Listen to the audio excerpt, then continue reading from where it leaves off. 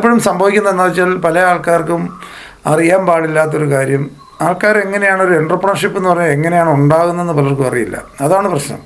എങ്ങനെയാണ് ഇതൊക്കെ സംഭവിക്കുക, അല്ലെ വേറെ ജീവിതത്തിൽ ആൾക്കാർ വലിയ ലെവലിൽ ഒന്നുമില്ലായ്മയെന്ന് വലിയ ലെവലിലേക്ക് വളർന്നത് എങ്ങനെയാണ് എന്ന് നമ്മൾ സക്സസ് സ്റ്റോറികൾ നമ്മൾ മനസ്സിലാക്കണം. നമ്മുടെ നാട്ടിൽ തന്നെ ഉള്ള ആൾക്കാരുടെ എന്തുമാത്രം സ്റ്റോറികൾ ഉണ്ട്. അവരൊക്കെ കടന്നുപോയ വഴികൾ സെയിമാണ്.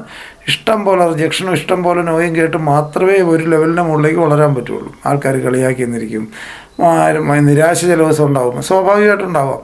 പക്ഷേ അത് കഴിഞ്ഞിട്ടാണ് ശരിക്കുള്ള റിയൽ സക്സസ് എന്ന് പറഞ്ഞ സംഭവം ഉണ്ടാകുന്നത്. അതെപ്പോഴും ഓർത്തിരിക്കുക. എൻ്റർപ്രണർഷിപ്പ് എന്ന് പറഞ്ഞാൽ അത് എൻജോയ് ചെയ്ത് ആസ്വദിച്ച് ചെയ്യുന്നവർക്കുള്ളതാണ്. അല്ലാതെ സ്ട്രെസ്ഫുള്ളായിട്ട് കഷ്ടപ്പാട്ട് ദാരിദ്ര്യം പറഞ്ഞ് പട്ടിണിയും പറഞ്ഞ് നിരാശയിൽ സംസാരിച്ചാൽ നിരാശ സംസാരമൊന്നും അതൊരു പ്രസക്തിയില്ല. ജീവിതത്തിൽ തന്നെ ആലോചിച്ച് നോക്കിയാൽ എവിടെയും ചാമ്പ്യൻസിന് മാത്രമേ രക്ഷയുള്ളൂ. അപ്പം ചാമ്പ്യന്മാർക്ക് മാത്രമേ നിലനിൽപ്പുള്ളൂ, പിടിച്ചു നിൽക്കാൻ പറ്റുള്ളൂ. അല്ലാത്ത ആൾക്കാർക്ക് ഒരു സ്ഥലത്തും പെർഫോമേഴ്സിന് മാത്രമേ എല്ലാ സ്ഥലങ്ങളിലും ഉള്ളൂ. പ്രകൃതിയുടെ നിയമമാണ്.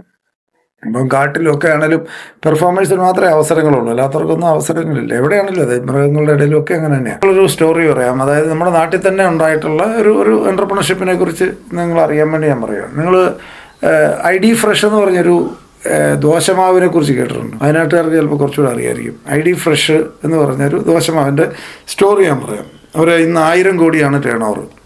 ID ഫ്രഷിൻ്റെ ഉടമസ്ഥൻ മുസ്തഫ 6ാം ക്ലാസ് തോറ്റയാളാണ്. അച്ഛൻ മരപ്പണിക്കാരനായിരുന്നു, വയനാട്ടുകാരനാണ്. അത് കഴിഞ്ഞ് 6ാം ക്ലാസ് തോറ്റ മുസ്തഫ പക്ഷേ ഭയങ്കര സ്വപ്നം ഉണ്ടായിരുന്ന ആളാണ്. അത് കഴിഞ്ഞ് പുള്ളി ബാംഗ്ലൂർ IIM MBA ഒക്കെ എടുത്തു. അതിനുശേഷം അങ്ങനെ വന്ന് സ്വന്തമായിട്ട് എന്തെങ്കിലും ചെയ്യണം എന്നുള്ള ആഗ്രഹത്തിൽ ബാംഗ്ലൂർ പുള്ളി നിൽക്കുമ്പം ഒരു കടയിൽ ദോശമാവ് വിൽക്കുന്നത് കണ്ട് പുള്ളി ആദ്യം കാണുന്നത് അങ്ങനെ മാവ് പാക്കറ്റായിട്ട് മേടിക്കുന്നത്. പുള്ളി ചിന്തിച്ചു ഇത് കൊള്ളാമല്ലോ, ഇതിനെ കുറച്ചുകൂടെ നല്ല രീതിയിൽ അന്ന് ഈ റബ്ബർ ബാൻഡൊക്കെ ഇട്ട് ഈ പ്ലാസ്റ്റിക് കൂട്ടിനകത്തിട്ട് റബ്ബർ ബാൻഡ് ഇട്ട് കൊടുക്കുന്ന ആ ഒരു രീതി അന്നുണ്ടായിരുന്നുള്ളൂ. അങ്ങനെ ആരും മാവൊന്നും മേടിച്ച് ദോശ ഉണ്ടാക്കുന്നൊരു ഇതൊന്നും തുടങ്ങിയിരുന്നില്ല. പുള്ളി ഇത് ബ്രാൻഡ് ചെയ്താലോ, നമുക്ക് ആലോചിച്ച് നോക്കൂ.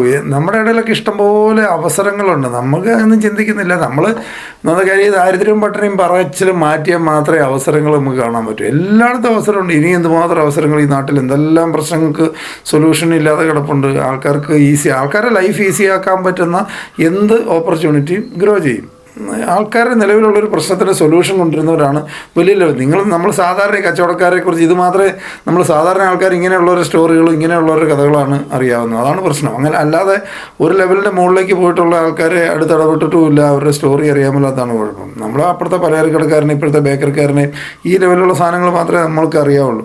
അതായത് മാർക്കറ്റിലൊരു പ്രോബ്ലം ഉണ്ട്. ഇപ്പോൾ ഉബർ ഇവരൊക്കെ അവർക്കൊരു കാറ് പോലും ഇല്ലാത്തവർ. മാർക്കറ്റിലൊരു പ്രശ്നമുണ്ട്, ഒരു ടാക്സി വിളിച്ചാൽ കിട്ടാനില്ല, അവർ കൂടുതൽ പൈസ ചോദിക്കുന്നു. ഈ പ്രശ്നത്തിന് സൊല്യൂഷൻ അവരുണ്ടാക്കി. സ്വന്തമായിട്ടൊരു കാറ് പോലും ഇല്ലാത്തവർ ലോകത്തെ ഏറ്റവും വലിയ ഫ്ലീറ്റ് ഓണേഴ്സായി. ഒരു കാറ് പോലും സ്വന്തമായിട്ടില്ലാത്തവരാണ്. പണ്ടത്തെ കാലത്ത് എന്ത് പ്രശ്നം, ഞാനൊരു 30 വർഷം മുമ്പ് ബാംഗ്ലൂർ യാത്ര ചെയ്തതിനേക്കാളും റേറ്റ് കുറഞ്ഞാണ് ഇപ്പോൾ ഈ അടുത്ത കാലത്ത് പോയിട്ട് യാത്ര ചെയ്തത്. ഇപ്പോൾ 75 രൂപയ്ക്കൊക്കെ കാറിൽ AC കാർ എന്ന് ആലോചിച്ച് നോക്കി. 75 രൂപയ്ക്ക് ഞാൻ അന്ന് 30 കൊല്ലം മുമ്പ് 250 രൂപ കൊടുത്ത് ഓട്ടോറിക്ഷ പോയ സ്ഥലത്ത് 75 രൂപയ്ക്ക് ഞാൻ കഴിഞ്ഞ ദിവസം കാറിൽ AC കാർ യാത്ര ചെയ്തു. ഒന്ന് ആലോചിച്ച് നോക്കൂ. ഇതൊക്കെ എന്തുകൊണ്ടാണ്? ഉബർ പോലത്തെ സാധനങ്ങൾ വന്നുകൊണ്ടാണ്. പണ്ട് ഇവർ ബാർഗെയിൻ ചെയ്ത് ഭയങ്കരമായിട്ട് പൈസ ചോദിച്ചുകൊണ്ടിരുന്നത് ഇവരൊരു സൊല്യൂഷനുമായിട്ട് വന്നു.